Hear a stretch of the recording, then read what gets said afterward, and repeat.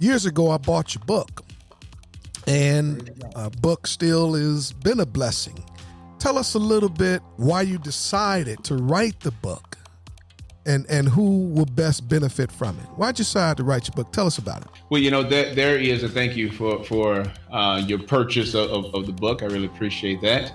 But years ago, what God really was dealing heavily within me was the idea of His people and people in general understanding that they have purpose.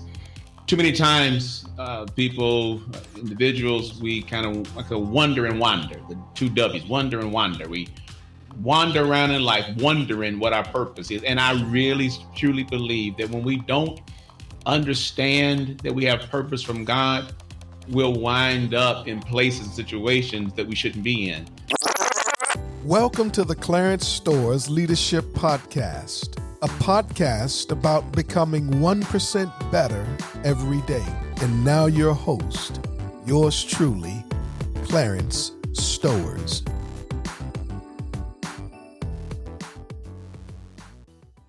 Hey everyone, it's Clarence E. Stowers Jr., host of the Clarence Stowers Leadership Podcast, a podcast about becoming 1% better every day. This podcast focuses on inspiring and equipping highly motivated individuals and creatives to take decisive action and level up in all areas of life while producing their best work. This week's episode, the Overlook leader, overlooked by others, handpicked by God. There are amazing leaders, phenomenal leaders who are crushing it every single day, but don't have the visibility of celebrity leaders. The purpose of this episode is to highlight the overlooked leader and help them build their platform while gaining visibility. What does it mean to be overlooked by others, but yet be handpicked by God? Thankful to God for this day, this opportunity to share, to converse, to talk about leadership and what it looks like within our context. And what makes me equally excited is knowing that life is all about getting better. Life is all about becoming 1% better. And that's the heart. That's the goal of the Clarence Stowers Leadership Podcast, becoming 1% better every single day. And certainly I'm thankful to God for our guest today, Bishop Thomas Clark IV. I've known this brother for numerous years. I'm not going to date myself or him, but we've known each other for a while. We've worked in ministry circles, leadership circles, and I'm just excited that he decided to take time out of his life to converse with me about leadership. So I want to bring to the stage our friend, our brother, Bishop Thomas Clark IV. Bishop, what's up, man? How you doing? I'm wonderful. It's good to be here. How are you? I'm good, man. Now that I have you on, and I'm thankful that you graciously accepted my invitation. I was sharing and we were conversing in the green room, Bishop and I said, man, you had to be that student that got 100s, because I sent an email. I'm trying to be professional. I send out this email requesting information, and this is my only guest where I did not have to do any work. All I did was copy and paste it. So all of the information about Bishop Clark, his book, his podcast, the things he's working on, it'll be detailed in the show notes. So y'all don't thank me. Thank Bishop Clark. That brother followed directions, man. So, man, how are you? How's your family? How's World Deliverance? You know what? I am well. First of all, to what you just said. My wife, I can imagine right now, as she's watching this, she's like, "Yeah, that's him. That's him." And she also probably saying, "Pastor Stowers, he don't just do that with you; he do with everybody. He just try to." But no, but all is well. All is well. My family is doing well. You mentioned my wife, Felicia. She is wonderful. She was able to retire earlier this year Awesome. from her job, but now, as God would have it, one of the major hospitals in the Chicago area is working with her to consult for them some contract work. So she's doing well. My children are doing well. We even have a granddude, 7-year-old granddude. Granddude. Well, yes, sir. He's doing well also. And then World Deliverance, or WDCC, as we affectionately call ourselves. Everyone is doing real well. All glory to God. Thank you. Praise God, man. I'm so glad to hear that. And of course, we're going to dive into a lot of the details in regards to family and world deliverance and all that we've mentioned. And this podcast, or this segment in my podcast, is all about leadership and all about that leader who's making a major impact. We've all heard of Bishop T.D. Jakes, Stephen Furtick, Pastor Jamal Bryant, and other.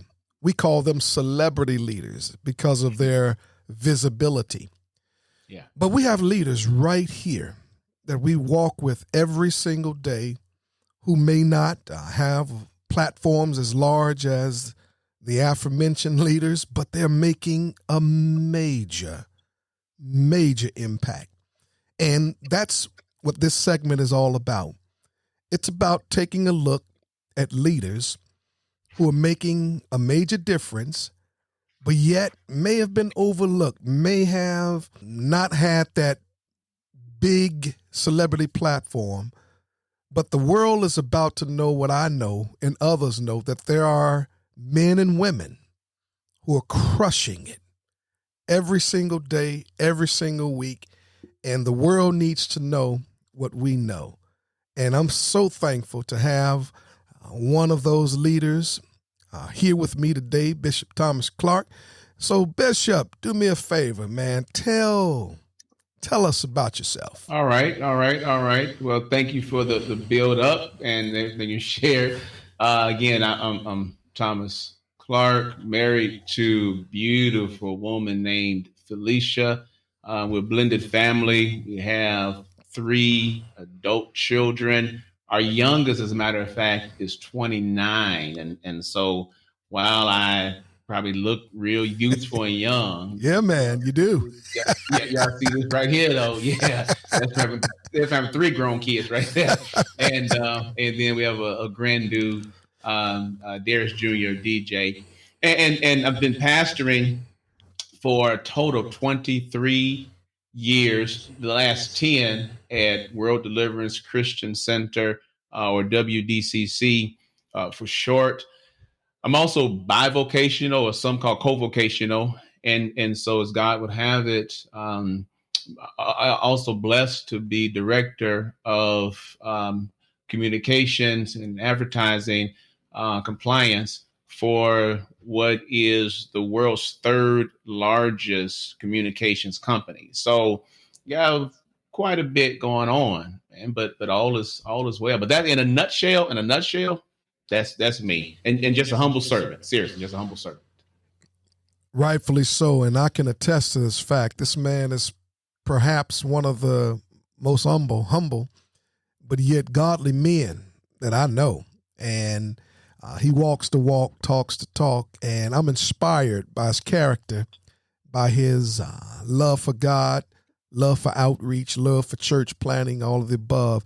And he mentioned bivocational, co-vocational, and I stuck a pen. I took notes when you were saying that, because God is birthing in my spirit to have that conversation, because I believe that you're going to be one of the pioneers to lead the way as church life changes.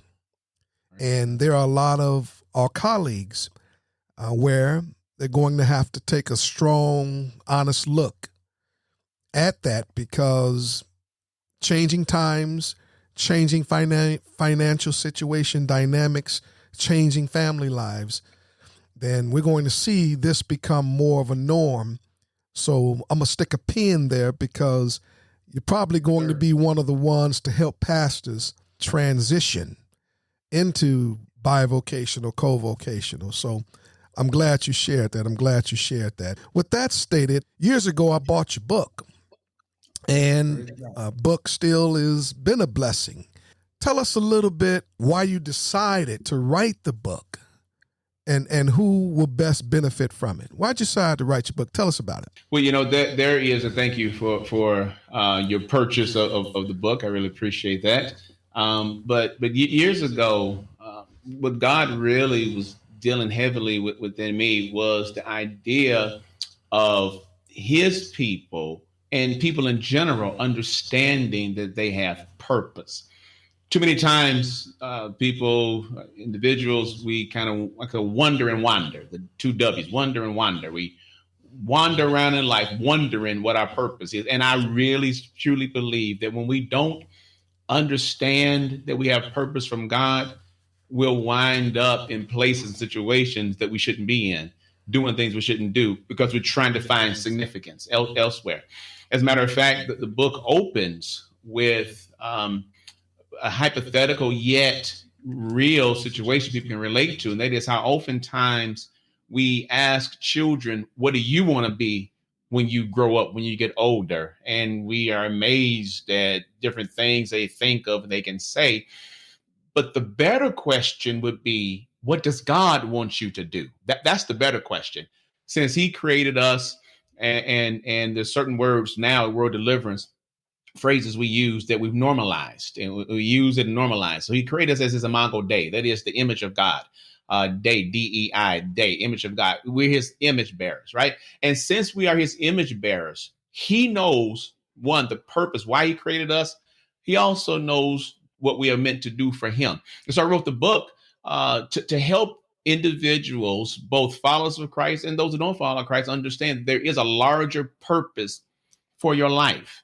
And if we can connect, first of all, with the Lord who gave us the purpose, and then understand the purpose that the Lord gave us, not only will we find more fulfillment, but the world becomes a better place. But then also we're able really to contribute and not just consume. And so that, in essence, because the book ends talking about now's your turn. Now's your turn to go out and understand the purpose that God has given you. Who can benefit from it? I think everyone can, to be honest. It's interesting, the publisher, when you've written a book, and congratulations to you on your book. And the publishers ask you, what category does your book fit in? So you put spiritual, but I also put self-help. And that's because there are some who, while I don't consider and I wouldn't promote necessarily self-help, there are some who, if it's only tagged as spiritual, may never read it, but they will read something self-help. So I don't mind the book being categorized self-help if, when people read it, they read about the Lord has purpose for them. So I truly believe that anyone can benefit from reading my book that God allowed me to write, Bloom Where God Has Planted You. It is time to fulfill your God-given purpose. As you can see, why this brother is director of communications, because he communicates it so eloquently. Man, I love what you said. I wrote down that there's a larger purpose for you. And coming out of this pandemic, as we continue to crawl out of this pandemic, what a timely read for those who are reconsidering their purpose in light of all the transition that has happened. So tell us, where can we purchase your book? The book can be purchased on Amazon.com, BarnesandNobles.com, ChristianBooks.com, and then also you can go directly to the publisher site, Xulon Press. That's Xulon, that's with an X, U-L-O-N, Xulon Press, and just type the name, either my name, because my author's page will come up, or the name of the book, again, Bloom Where God Has Planted You. It's time to fulfill your God-given purpose. But in any of those places, so online, I actually, it was so funny.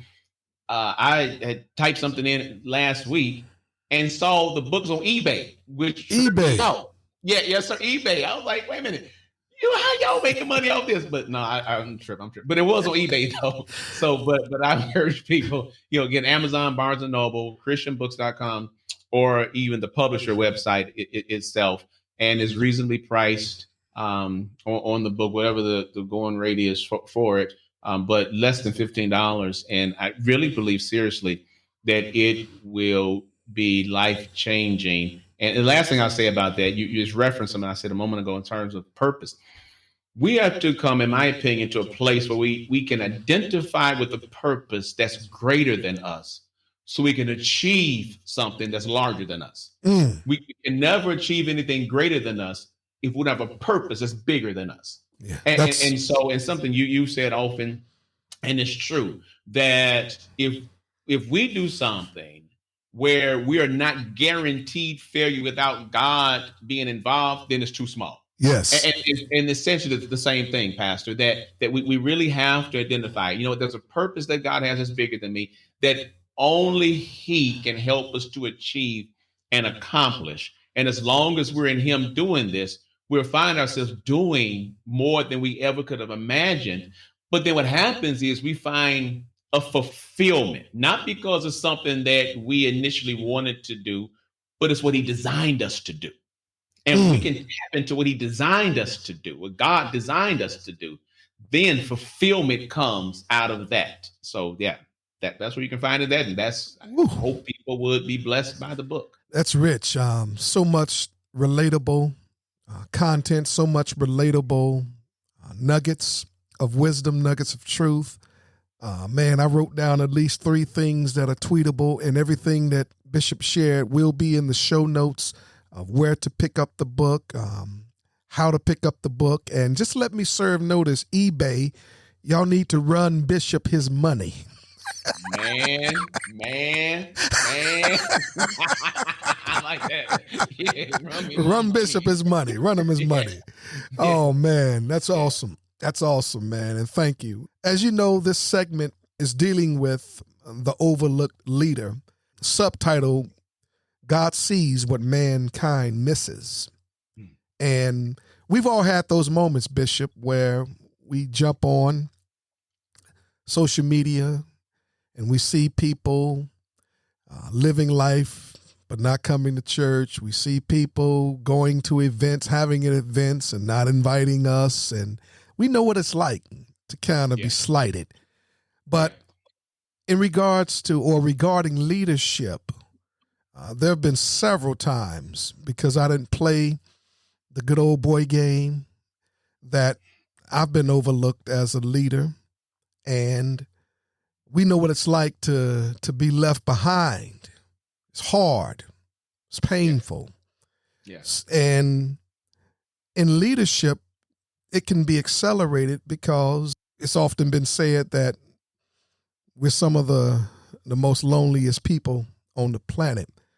So, Bishop, tell us about a time you experienced being overlooked, and how did it make you feel? Wow. And you teed that up very well, Pastor, is what you're just saying. Just overlook, knowing that you have something, make it first person, me, have something I can contribute. I remember an instance years ago. I was at a conference, and the speaker, one of the headline speakers that you mentioned, the celebrity headline speakers, had shared the word of the Lord the night before, and really was a blessing. I was blessed by the word. The next morning, we were staying in the same hotel. The next morning, I go down for breakfast. They have a breakfast buffet laid out, and I have my plate. I'm walking back to my seat. He's sitting there, and his assistant, his armor bearer, is getting his plate. And I, not trying to interrupt his breakfast, I respect people's personal space. Not trying to sit down with him and say, can I eat with you? Just wanted to say thank you for what you shared last night. And Pastor, this man did. I'm going to illustrate for you all exactly what he did. As I'm standing, walking by, just saying, thank you for the word. He just like this. He didn't acknowledge me. He didn't look up. He didn't say thank you. He didn't say, well, all glory to God. He didn't say anything. My God. In fact, he contorted his face as if I was disturbing him. He didn't have a plate in front of him. His assistant was getting his food. I had food in my hand. Clearly, I wasn't trying to eat a meal with him. I just wanted to say thank you. And the way it made me feel, it made me feel insignificant. The lobby or the restaurant area was crowded with people because conferences, you have breakfast, you go to class, so people are there getting the breakfast for class. And because he's one of the celebrity speakers, everyone sees him and looking at him. As I walked by and I said what I said, and I wasn't loud, but I wasn't quiet either because he clearly heard me. So I was embarrassed because the people sitting there began to snicker and look at me and laugh because this man just straight ignored me. But also it disappointed me because it showed me that perhaps he, and everything I say about, I'm a Chicago sports fan through and through. I love my Chicago teams, and generally, and there's a certain team on the north side who play baseball that I really love, and when they're good, yeah, man, and then they mess up, I say a thing that they start reading their own press, and the problem is when you read your own press, you get the big head. That's how I feel about it. And so part of me felt like perhaps he's reading his own press. That here's someone that's telling you thank you for the word, and you can't even look to acknowledge. And it really made me feel like, you know what? If ever I'm in, not necessarily to be a celebrity, but just in a position where somebody wants to say something, because you never know the influence you have on someone, you never know what impact you have on someone, that I don't want to repay that to someone else by treating them or ignoring them or making them feel bad. And this has been years later, and does it bother me? No, but I remember it. So clearly it had an impact on me, just in terms of being overlooked by someone that I actually looked up to and wanted to commend on sharing the word of God. My God, so rich. And you're right. There's a saying that be careful when you meet your heroes, because in their humanity, they're bound to disappoint. And I wrote down 3 words because these are 3 words that I believe Jesus fought against. Insignificant. Wow. You felt insignificant. You felt embarrassed, and you were disappointed. Yeah. And it reminds me of the story of Jairus reaching out to Jesus to heal his daughter. Yeah. And Jesus had to press his way through the crowd. And that's where he met up with the woman who had the issue of blood. Yes, sir. And in the midst of going to heal Jairus' daughter, this person comes along who felt insignificant because she's a woman in their culture. Yeah. Embarrassed because she had this issue of bleeding, that hemorrhaging that wouldn't stop, and disappointed because the text says she has spent all of her money going to doctors. But in the midst of on his way to someone else, I wish this celebrity leader would have heard this prior to doing this, to making you feel overlooked. He stops. In the midst of going somewhere else, he acknowledges her disappointment, her embarrassed feelings, and her disappointment, and she's healed. Yes. And he finally makes his way. And what if Jesus, I think, would have done the same thing that you experienced? Then that story might have turned out different. Man, that's painful, and I feel you. I feel you. Just one quick thing, and when you said that, it made me think, what if Jesus had done that to that woman who needed, because Jairus, who was a ruler of the synagogue, was more important than she was? What if Jesus had treated her like that and said, well, somebody more important wants me? Because that pastor, when someone, because I was sitting not too far from him, when someone more important came up, he got up out of his seat and gave a big old hug. And man, how you doing? Good to see you. So you hit on something right there. I'm done. I just wanted to say yes. Yeah. What would have it done for that woman had Jesus treated her like that and made her feel like someone's more important than you? Man, doesn't that? Oh yeah, I'm sorry. No. This is rich. This is why the world is knowing more in the world of knowing how incredible you are based on this conversation. And doesn't it grind your gears? I know it does for me. How if someone has 10 more members than I have, all of a sudden they're more significant and acknowledged more so than I. And man, I feel you. That just burns me up. But thank God in our maturity that we're able to go past that and then get up and hug. And that is why, Bishop, we're having this conversation, because I want the world to see there are people who are making or having a major impact and that the world needs to know more about. And so we thank you for sharing that, man. We thank you for sharing that. What a phenomenal episode. And my hope is that you heard something inspiring, something creative, something that helped you push the pause button and reflect. I love this brother. He's going to join us next week for part 2 of The Overlook Leader. And I can't wait to hear his story. Here's a teaser for you to join us next week.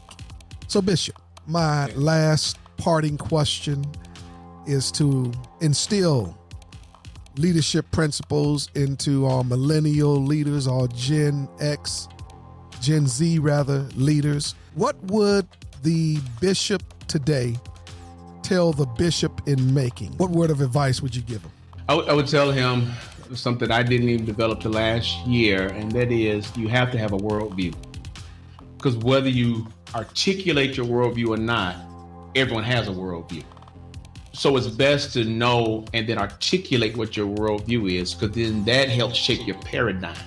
And once your paradigm is established, that helps determine what you do and how you do what you do. Are you enjoying the Clarence Stowers Leadership Podcast? If so, do me a favor and hit that subscribe button.